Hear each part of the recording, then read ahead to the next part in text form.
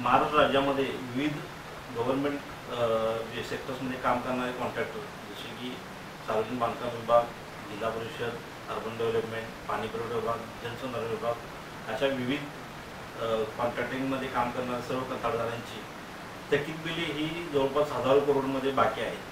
आणि याच्याकरता आम्ही लोकप्रतिनिधी असतील, प्रशासन असेल किंवा इथले अधिकारी असतील त्यांना वारंवार आम्ही निवेदन दिलेलं आहे. त्याच्यावरती वारंवार निवेदन देताना आम्ही त्यांना मार्चमध्ये काम बंद आंदोलन म्हणून केलं होतं, परंतु आम्ही कामही कुठल्याही प्रकारची बंद केली नाही. आम्ही आमच्या वतीने कामे चालू ठेवलेले आहे. पण निधी अभावी आम्हाला प्रलंबित जे काही आमची बिलं मिळत नसल्यामुळे सर्व कॉन्ट्रॅक्टर हे अडचण झालेले आहेत.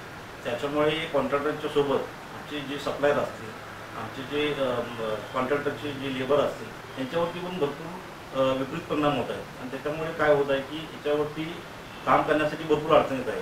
त्यामुळे या अडचणी दूर करण्यासाठी आम्ही वारंवार सर्वांना निवेदन दिलेले आहे, पण याच्यामध्ये कुठलेही ठोस पर्याय निघालेले नाही.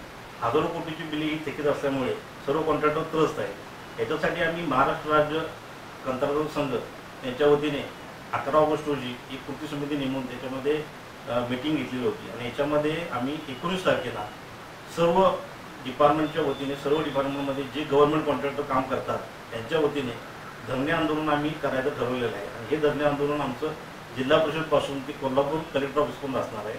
कलेक्टर ऑफिसला आम्ही निवेदन देऊन आमचं धरणे आंदोलन आम्ही तिथं चालू करणार आहे. सर्वप्रथम आम्ही याच्यामध्ये धरणे आंदोलनमध्ये एवढंच आम्ही मांडत आहे की आम्हाला जो निधी मिळत नाही तो शासनाकडून निधी लवकरात लवकर मिळावा. कारण की कॉन्ट्रॅक्टर हा आपल्या प्रशासनाचा खूप मोठा कणा आहे. आणि प्रशासन आणि कॉन्ट्रॅक्टर हे दोन चाक आहे. ज्याच्यामध्ये हा प्रशासक जो आहे यांनी आम्हाला लवकरात वेळेवरती आपण जे विलंबित झालेली निधी आहे हा जर दिला तर हा आम्ही कॉन्ट्रॅक्टर विकासक म्हणून चांगल्या प्रकारे काम करू शकतो. पण हा वेळेवर निधी मिळत नसल्यामुळे आम्हाला खूप प्रॉब्लेम होत आहे. त्याच्यामुळे खूप अडचण येत आहे. त्यामुळे हे सर्व आमच्या संघटनेने ठरवलेलं आहे.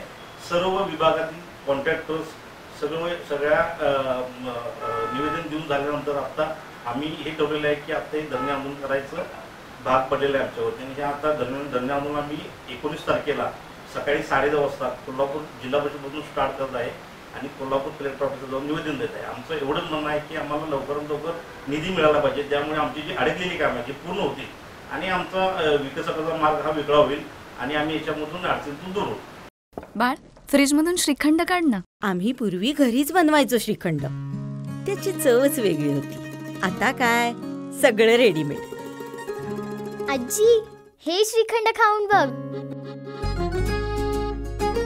आज तुझ्या आईनं घरीच बनवलं की काय?